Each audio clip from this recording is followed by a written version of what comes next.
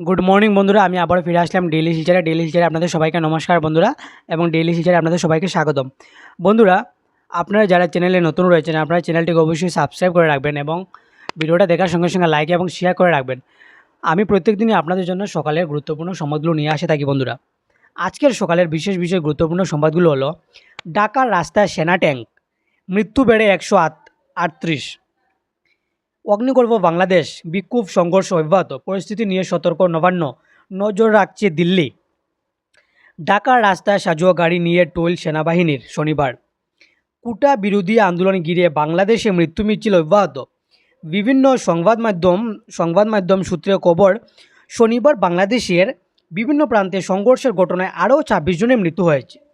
এর ফলে মৃতের সংখ্যা বেড়ে দাঁড়ালো 138। বিক্ষোভ মোকাবিলায় শুক্রবার গভীর রাত থেকে ঢাকার বিভিন্ন অঞ্চলে টোল দিতে শুরু করেছে সেনার সাজোয়া গাড়ি। প্রায় দেড় দশক পর ঢাকার রাস্তায় দেখা গেল সেনা ট্যাঙ্কের টহলদারি। শোনা যাচ্ছে বাড়ি বুটের শব্দ। ঢাকা সহ বিভিন্ন শহরে চলছে কারফিউ। গত 3 দিনের মতোই ইন্টারনেট পরিষেবা বন্ধ রয়েছে। গোটা বিশ্বের সঙ্গে বাংলাদেশের যোগাযোগ এক প্রকার বিচ্ছিন্ন হয়ে পড়েছে। বাংলাদেশের শাসক দল আওয়ামী লীগের সাধারণ সম্পাদক ওয়াবদুল কাদের বলেন, স্থানীয় প্রশাসনকে সাহায্য করছে সেনা। আইন শৃঙ্খলা বজায় রাখতেই এই সিদ্ধান্ত নেওয়া হয়েছে। অন্যদিকে আন্দোলন থামানো হবে না বলে স্পষ্ট জানিয়ে দিয়েছেন বিক্ষোভকারী ছাত্র যুবরা। সারোয়ার তুষার নামে এক বিক্ষোভকারী বলেন, আন্দোলন থামানোর প্রশ্নই উঠছে না, আমাদের আন্দোলন চলবে, শেখ হাসিনার পদত্যাগ চাই। প্রাণ রক্ষায় ভারতে ফিরলেন হাজার পড়ুয়া। বাংলাদেশের পরিস্থিতি নিয়ে উদ্বেগ প্রকাশ করল পশ্চিমবঙ্গ সরকার।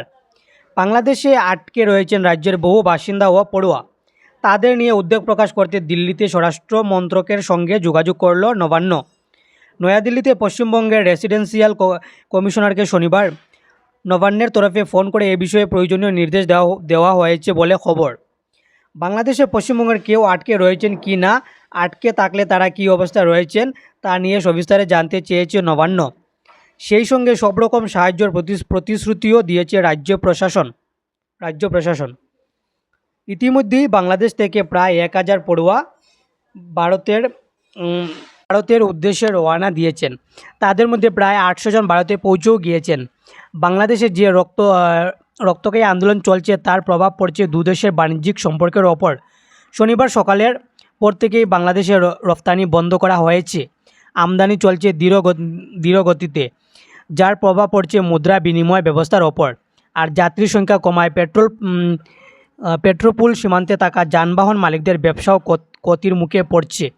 শনিবার এ বিষয়ে পেট্রোপুল সীমান্তের এক ক্লিয়ারিং ফরওয়ার্ডিং এজেন্ট সংবাদ মাধ্যমকে বলেন, পণ্য রফতানি চলছিল, কিন্তু বাংলাদেশে মোবাইল ইন্টারনেট পরিষেবা পুরোপুরি বন্ধ থাকায় কারোর সঙ্গে যোগাযোগ করা যাচ্ছে না। তাই পণ্য কীভাবে পাঠানো হবে সেটা নিয়ে অনিশ্চয়তা দেখা দিয়েছে। সেই কারণেই রফতানি পুরো বন্ধ হয়ে গিয়েছে। বাংলাদেশে পড়তে যাওয়া অসংখ্য ছাত্রছাত্রী সুতারকান্দি দিয়ে ভারতে। দেশে ফিরে আসা মেয়েকে জড়িয়ে ধরে কাঁদলেন বাবা। অগ্নিগর্ভ বাংলাদেশ থেকে ফিরে আসা মেয়েকে জড়িয়ে ধরে কাঁদলেন বাবা। বললেন, এটা খুশির কান্না। 20-25 দিন আগে বাংলাদেশে ডাক্তারি পড়তে গিয়েছিলেন অসমের লঙ্কার সোয়ানা সুলতানা হক। নিকটাত্মীয় রোয়ানা সুলতানা ডাক্তারি পড়তে পাড়ি দিয়েছিলেন সে দেশে। দুজনেই সিলেটের ওমেন মেডিকেল কলেজে ভর্তি হন। বেশ ভালোই চলছিল পড়াশোনা। হঠাৎ করে সেখানে ছাত্র আন্দোলন বিভীষিকার রূপ ধারণ করে। ভারতের চেয়ে অনেক ছোট রাষ্ট্র বাংলাদেশ, কিন্তু তারপরেও স্বল্প দিনে পথঘাট, আচার আচরণ সব কিছু রপ্ত করা সম্ভব নয়। এমন পরিবেশে বাংলাদেশে ছাত্র আন্দোলন মাথাচাড়া দিয়ে ওঠে। মেয়েদের পক্ষে কলেজ থেকে বেরিয়ে আসা সম্ভব ছিল না। পরিস্থিতি যতই ভয়াবহ হয়ে ওঠে ততই সরকার কঠোর থেকে কঠোরতর সিদ্ধান্ত গ্রহণ করে যাচ্ছে। ছিন্ন করা হয় ইন্টারনেট পরিষেবা, বৈদ্যুতিক আলো। বিদেশের মাটিতে কী করতে হবে তা জানা ছিল না অসম থেকে পড়তে যাওয়া 2 ছাত্রীর। সোমবার সংসদে আর্থিক সমীক্ষা রিপোর্ট পেশ করবেন নির্মলা। মঙ্গলবার থেকে সংসদে শুরু হতে চলছে বাজেট অধিবেশন। তার আগে সোমবার সংসদে দেশের অর্থনৈতিক সমীক্ষা রিপোর্ট পেশ করবেন কেন্দ্রীয় অর্থমন্ত্রী নির্মলা সীতারামন, যেখানে তুলে ধরা হবে দেশের অর্থনৈতিক হাল এবং আগামী দিনে সরকার কী কী পদক্ষেপ নিতে চলছে তার বিস্তারিত রিপোর্ট। বায়োমেট্রিকের জন্য আধার ব্লক, রাজ্য জুড়ে লোকের তথ্য সংগ্রহ। নাগরপঞ্জিতে নামে অন্তর্ভুক্ত হওয়া সত্ত্বেও আধার নাম্বার পাননি উজান অসমে এমন লোকের সন্ধানে নামল সরকার।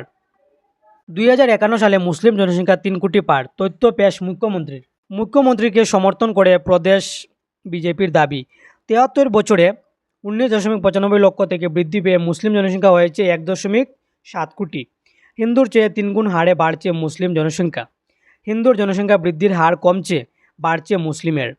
2 জেলা থেকে অসমের 10 জেলা এখন মুসলিম সংখ্যাগরিষ্ঠ।